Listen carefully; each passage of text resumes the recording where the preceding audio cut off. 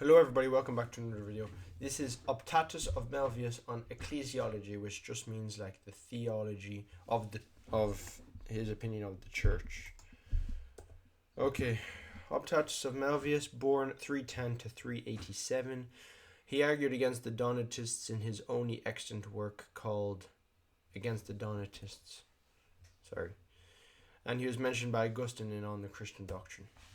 So now for some of his quotes. The church then is one, and her holiness is not measured by the pride of individuals, but is derived from the sacraments. It is for this reason that she alone is called by Christ his dove and his own beloved bride. So it's not derived, the holiness of the church is not derived by the pride of individuals, but by the sacraments. Next, for it has been proved that we are in the Holy Catholic Church. We have to,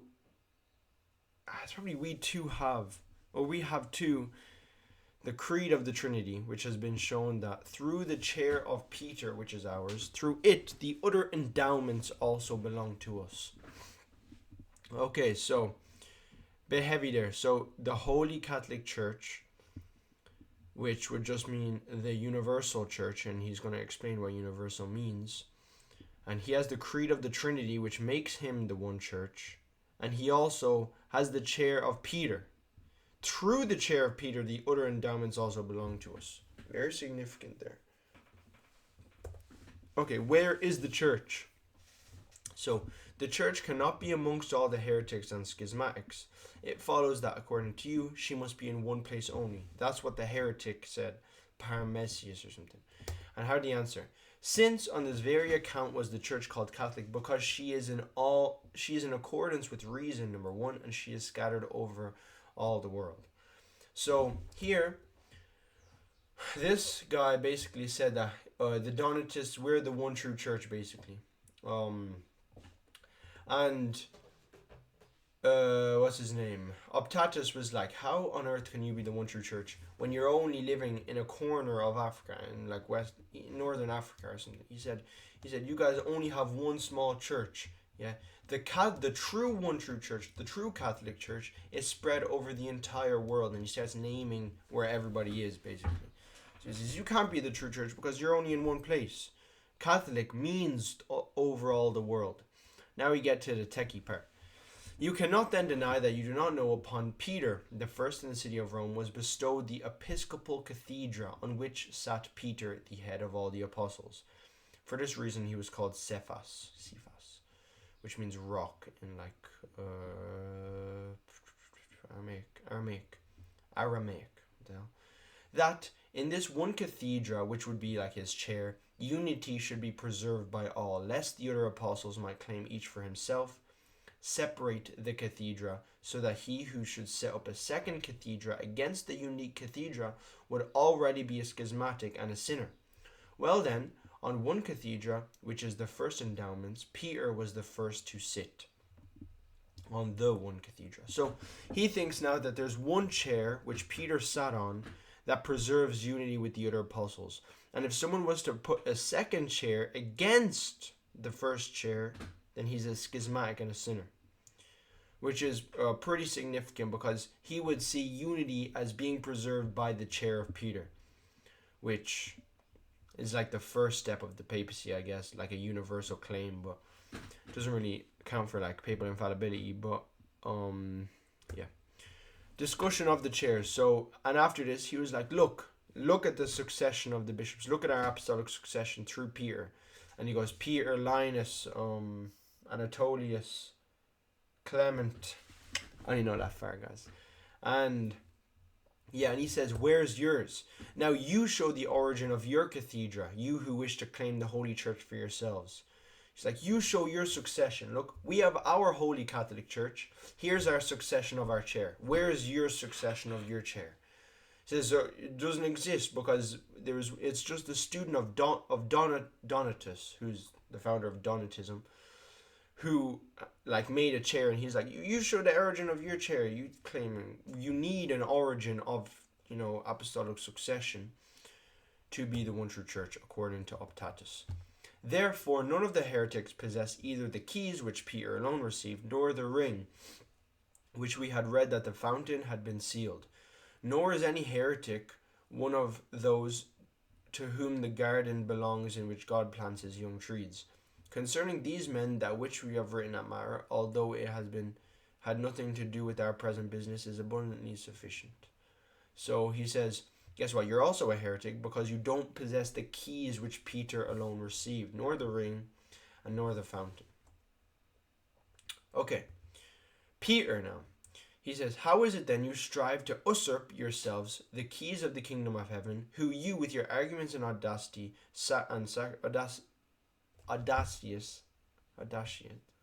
sacrilege, wage war against the chair of Peter? So he's saying, you guys try to get yourselves the keys of the kingdom of heaven, but look, you yourself are waging war against the chair of Peter, who again he sees as the unity of the church.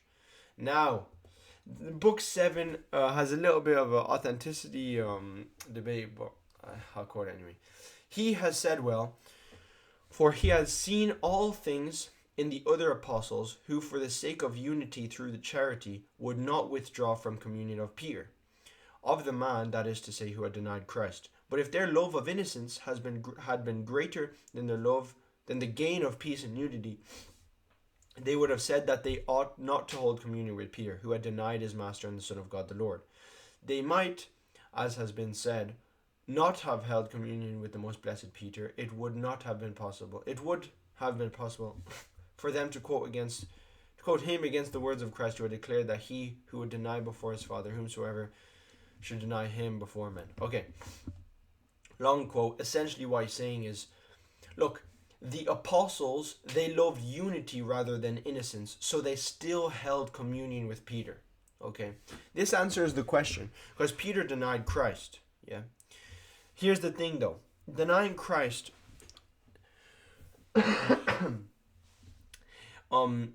in the moment it was more of a moral thing, because he didn't ultimately deny Christ. He just denied it because, you know, he he didn't want to die.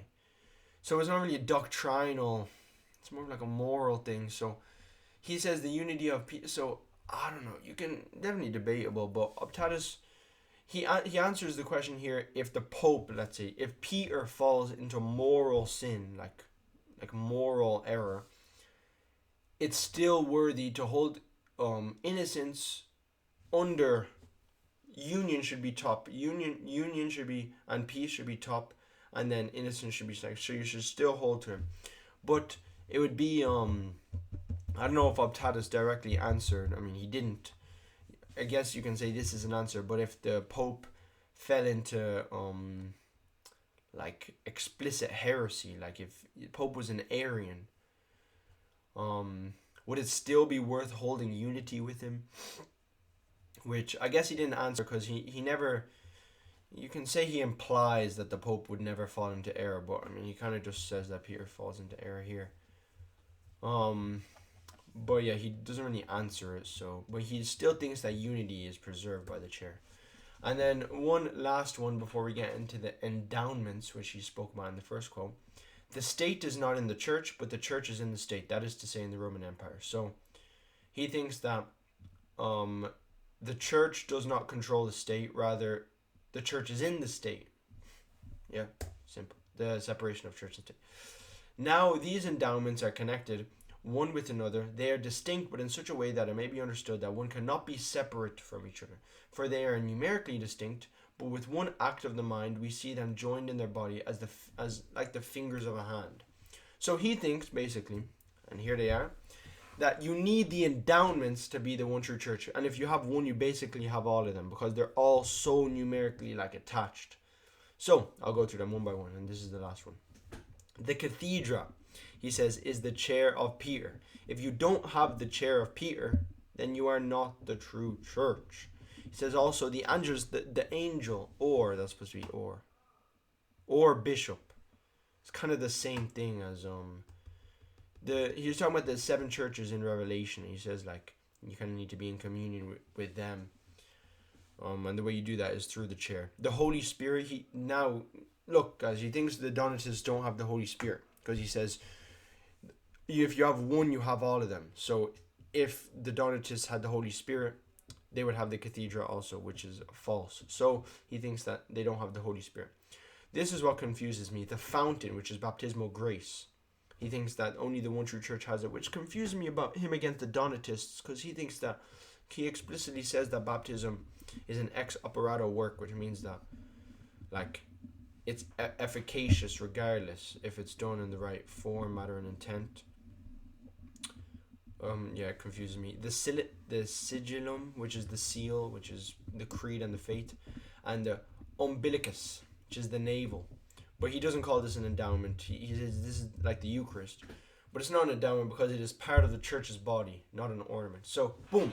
He thinks you need all of these to have the one true church. And if you don't have one of them, then you are not the one true church. This is obviously more for Catholics because he emphasized the cathedra as the source of unity. But I guess the Orthodox answer would just say that the seat is vacant. So they are in communion with, they can't be in communion with because the seat is vacant, according to them. So, yeah, I don't know what the Protestant answer would be. They would just deny this because you don't need to be in communion with here, according to them.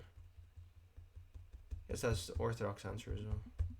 I don't know. This is what Optatus says. You can say he's right or wrong. He doesn't really say that his view is like the church's view. Yeah, I don't know. Anyway, well, that's just what I got from his work. I'm not going to gatekeep information. So, boom, this is St Optatus of Melvius against the Donatists and his view on ecclesiology. So, thank you guys. Let me go full screen. So, thank you guys very much for watching. Tap in, stay prayed up, stay studious. Let me think of another one. Stay locked in, stay vigilant, and like and subscribe. All right, I'll see you guys.